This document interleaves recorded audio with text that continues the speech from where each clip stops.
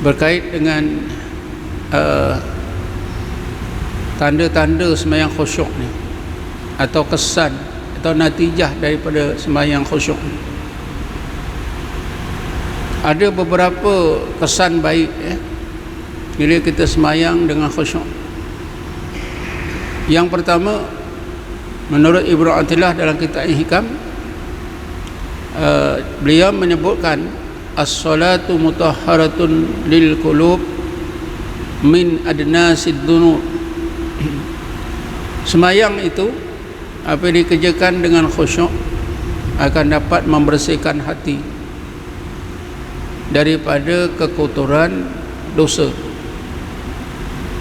Kalau dosa-dosa kekotoran dosa dalam hati pun bersih, maka apatah lagi dosa-dosa yang dilakukan oleh anggota. Dosa-dosa hati ini, kekotoran kerana dosa-dosa dalam hati ini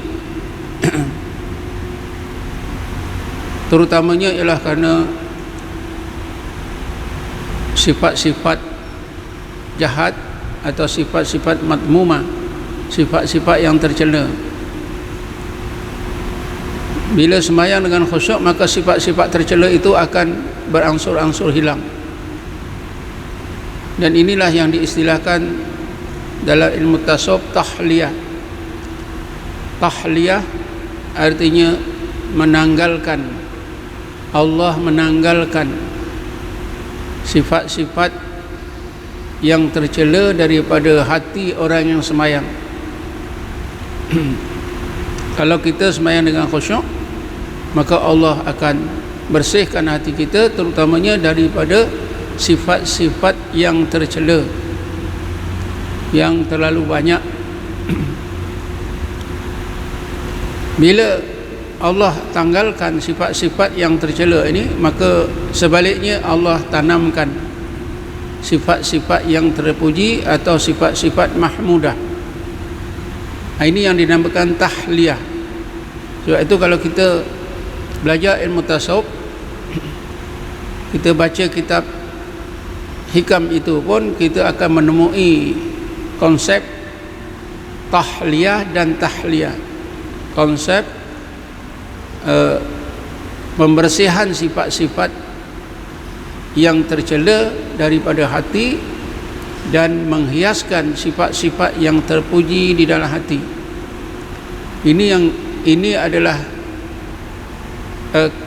sebahagian besar daripada kandungan agama Islam.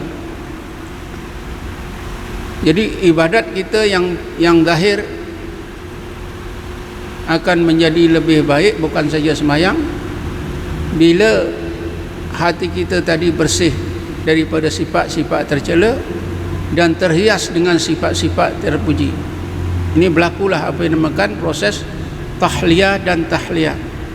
Di dalam kitab Hikam memang perkara ini dibahaskan, diterangkan panjang lebar oleh Ibnu Athilah dan disyarahkan lebih lanjut lagi oleh ramai ulama. Tuan-tuan dan puan sekalian, kita selalu mendengar ayat yang menegaskan tentang hikmah sembahyang.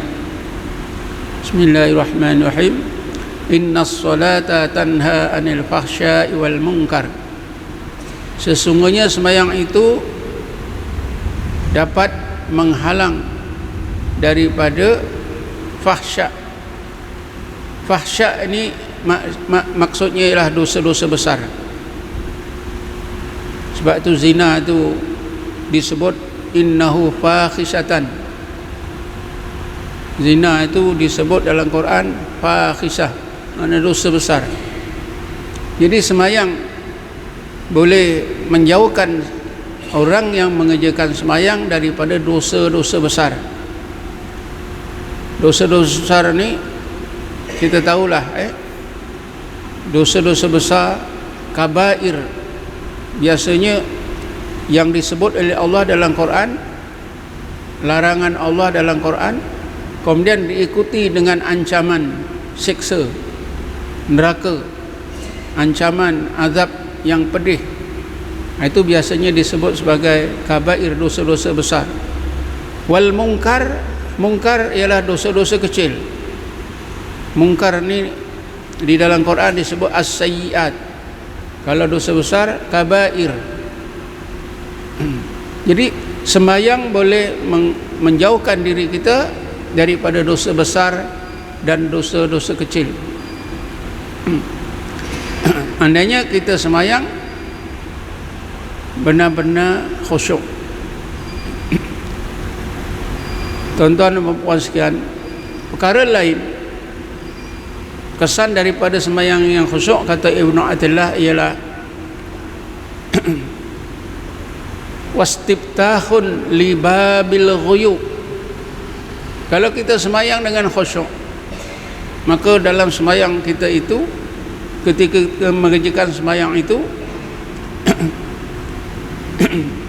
roh kita, hati kita itu seolah-olah mengembara ke alam gaib. Istiftahun, sembahyang itu adalah pembukaan, jalan pembukaan ke mana? Ke alam yang gaib. Wastiftahun li babil ghuyub, sembahyang itu macam satu penerokaan ke alam gaib.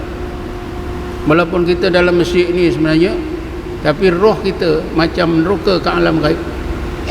Apa tidaknya tuan-tuan, kita menghadap kiblat itu, sebenarnya apa yang diajar dalam ilmu tasawuf adalah kita merasa berdepan dengan zat Allah. Zat Allah yang disebut oleh Allah dalam Quran, Bismillahirrahmanirrahim, laisa kamitslihi syai'un. Tidak ada sesuatu yang serupa dengan zat Allah.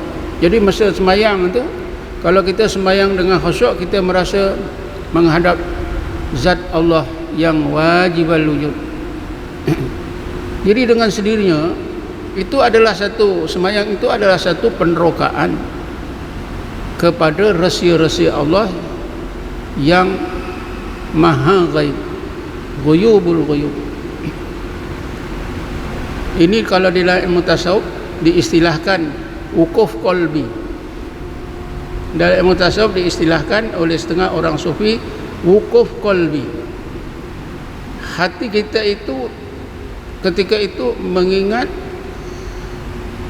Allah dan merasa berdepan dengan zat Allah yang tak boleh dirupa, tak boleh dikenal, tak boleh dibanding. Laisa kamitslihi syai'un. Jadi sebab itulah tuan-tuan, kita perlu belajar ilmu tasawuf nak khusyuk sembahyang ni. Saya kalau tak belajar ilmu tasawuf dari guru saya pun tak tahu istilah-istilah ini semua.